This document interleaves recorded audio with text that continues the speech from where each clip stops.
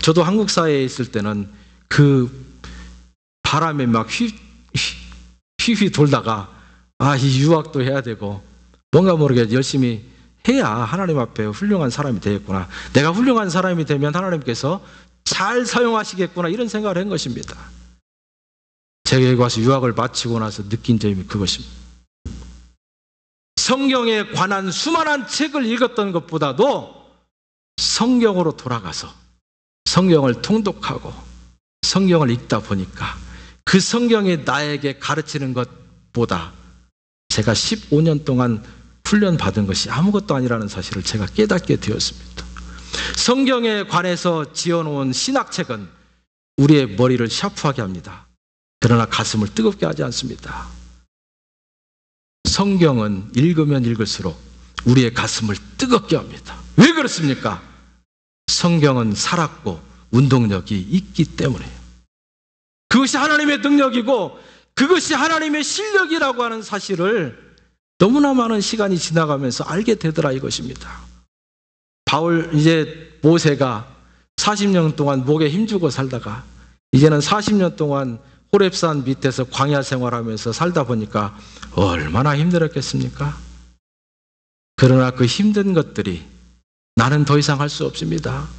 나는 하나님께서 하라고 한 것만 할 테니까 나를 사용하든지 말든지 마음대로 하십시오라고 자기를 포기하게 될 때 그때 하나님의 능력이 내가 가리우지 아니하는 완전한 통로를 통해서 그대로 100% 나올 수 있다는 사실을 모세는 40년 후에서 알았습니다.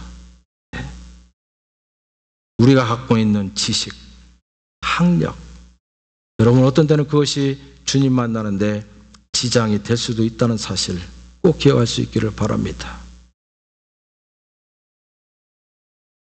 직장에서 갖고 있는 간판도 마찬가지입니다. 어떤 사람은 내가 그래도 직장에서는 총장인데, 교수인데, CEO인데, 대표인데 이러한 생각들이 함께 나를 따라서 교회에 나오게 됩니다. 그런 직위를 가지고 하나님 앞에 예수 그리스도 앞에 어떻게 내가 겸손하게 머리를 숙일 수가 있겠습니까? 제가 중2로 복역하고 있을 때 사단에 있었습니다. 그 사단에는 장교들이 250명입니다. 그 안에 있는 군인 교회에 제가 참석을 해보았습니다. 제가 딱 한 번 참석하고 그다음부터 안 갔습니다. 그리고 밖에 있는 안동교회를 제가 출석했습니다. 이렇게 다 앉아 있는데 사병들이 제일 먼저 와 있고요. 장교들은 한 5분 후에 뒤에 이렇게 앉아 있고.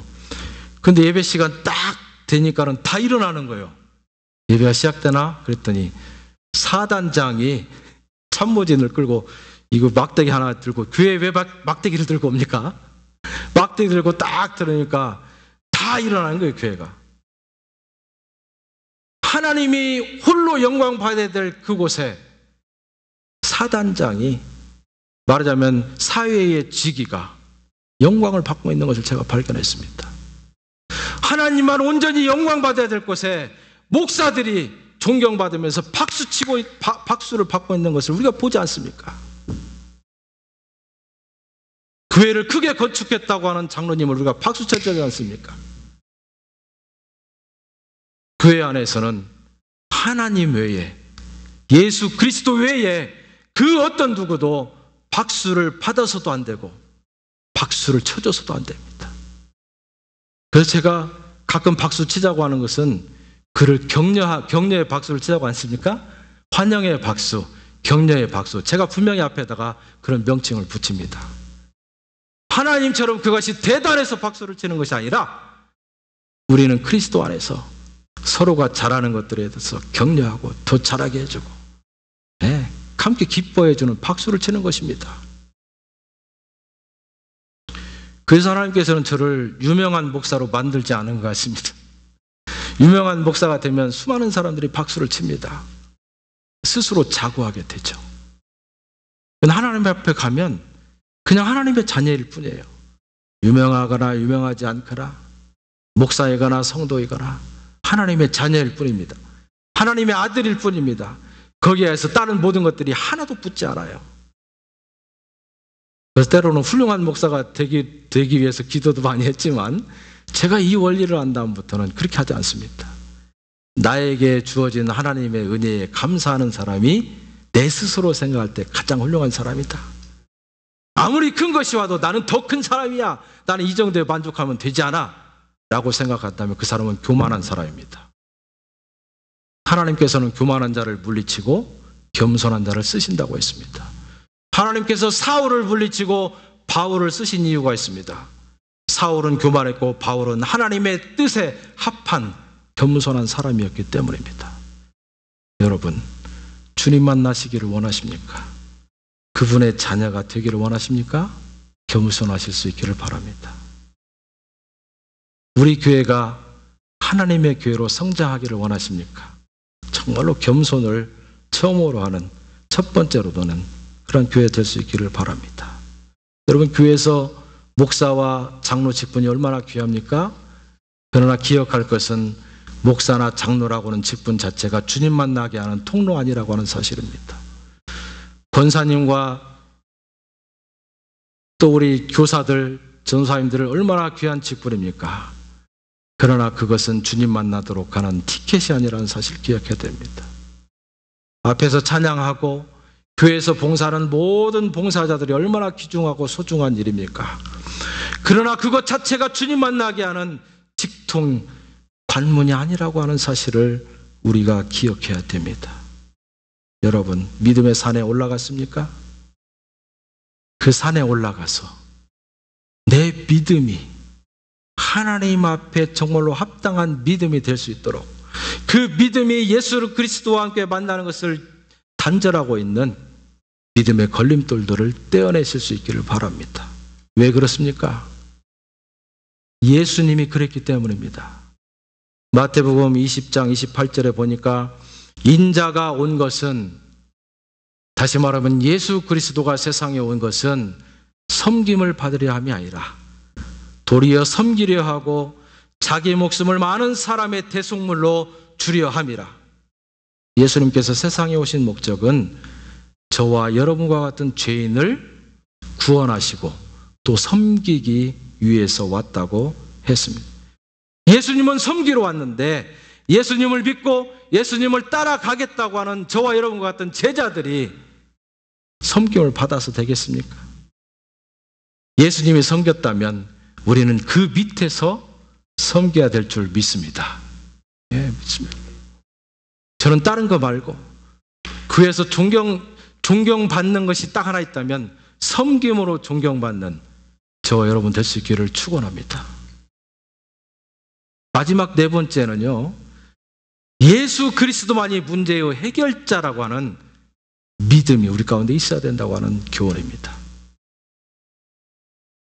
이 내 친구들이 문제의 기와장을 다 뜯어내고 보니까 그들이 그렇게 만나고 싶어 했던 문제의 해결자 되시는 예수 그리스도가 그 밑으로 내려다 보이기 시작했습니다.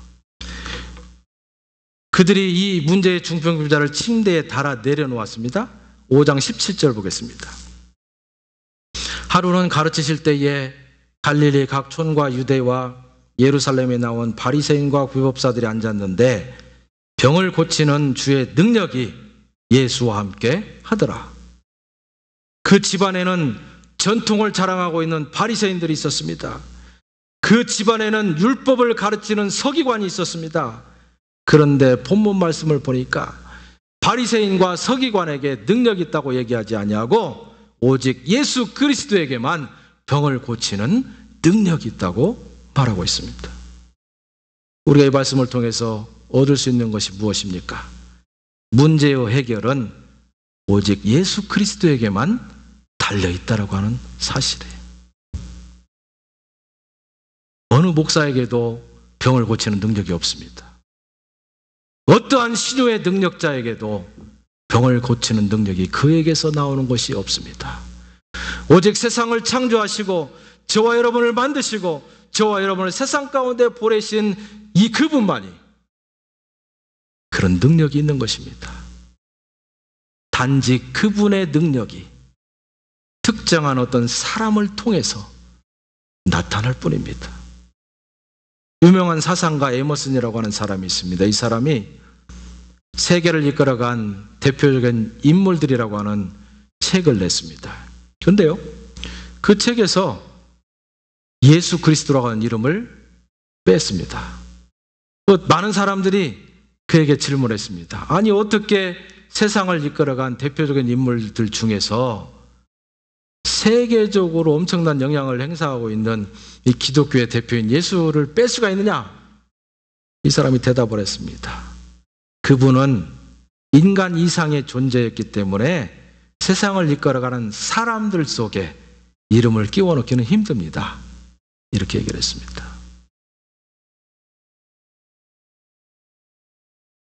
다시 말해서 예수 그리스도는 살아계신 하나님의 아들이지 이 세상의 사람이 아니라고 하는 사실입니다.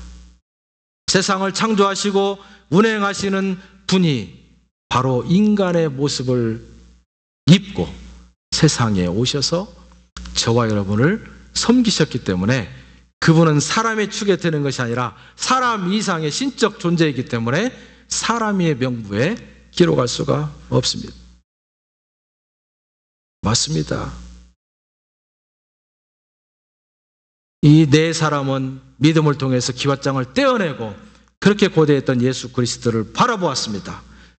그런데 그들이 바라봤던 예수 그리스도는 인간 예수 그리스도가 아니라 신적인 하나님의 능력이 나타나는 바로 그 하나님, 그 하나님의 아들이었던 예수 그리스도를 바라보게 된 것입니다.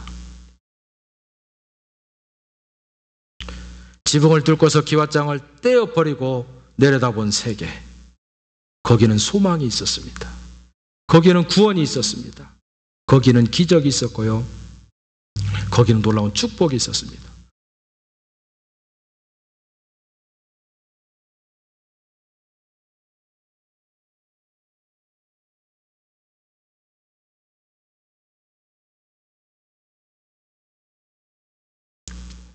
하루는 제자들이 배를 타고 갈릴리 호수를 건너게 되었습니다.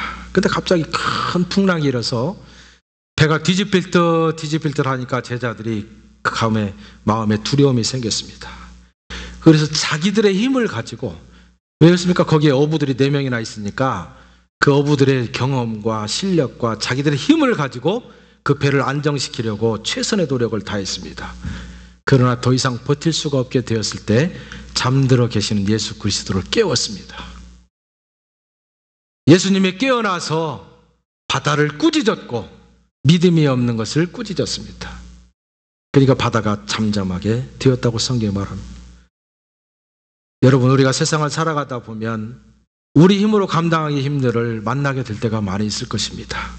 내 능력을 가지고 최선을 다해서 해봤지만 도저히 되어지지 않는 일이 있습니다. 그럴 때마다 문제의 해결자 되시는 예수 그리스도를 깨우실 수 있기를 바랍니다. 그분을 깨우실 수 있기를 바랍니다. 오늘 말씀의 20절에 보니까 예수께서 저희 믿음을 보시고 이러시되 이 사람아 내 죄 사함을 받았느니라 하시니, 24절에 보니까 내가 내게 이르노니 일어나 내 침상을 가지고 집으로 가라. 매우 중요한 말씀이 20절에 나옵니다. 예수께서 저희 믿음을 보시고 라고 말합니다. 다시 말해서 예수께서는 이 환자를 떼매고 나온 사람들의 믿음을 보셨다고 이야기하고 있습니다. 우리 믿음이 주님 앞에 겉으로 보여지는 것 자체도 예수님께서는 원하셨다고 하는 사실입니다. 여러분, 미국의 대통령 선거를 할 때마다 참 재밌는 일이 일어납니다. 그러나 오랫동안 우리의 기억 속에 남을 만한 그러한 대통령 선거가 있었습니다. 그 중에 하나는 지미 카터 대통령이 선거 유세를 할 때입니다. 우리 너무 많이 들은 이야기입니다. 이 투표일을 앞두고 마지막 주일에 이제는 미국 국민들은 저녁 TV 뉴스에 다 앉았습니다. 자, 오늘 이제 마지막으로 이 주말 연설을 하게 되는데 누가 얼마만큼 정변을 잘 토하는가 보자 앉았습니다. 그런데 먼저 카터의 상대방은 그 유세장이 그냥 열광으로 대단합니다. 수만 명의 인파가 모여서 그 사람이 막 강변하고 열변을 토할 때 막 사람들이 박수치고 함성을 질러댔습니다.